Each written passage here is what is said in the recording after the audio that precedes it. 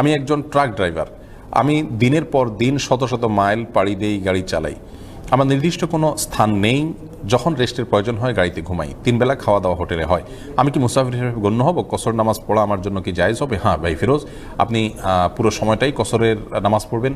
আপনার নিশ্চয়ই একটি বাসা আছে, নিশ্চয়ই একটি ঠিকানা আছে, পরিবার আছে, আপনি যখন সেখানে ফিরবেন, অনেক থাকেন যে কোনো সিটিতে তার হয়তো কোনো রুম আছে, সেখানে কোনো কক্ষ আছে যেখানে তিনি রেস্ট করেন, অর্থাৎ এটা তার একটা ঠিকানা, সেই শহরে গেলে তিনি সেখানে রেস্ট করেন।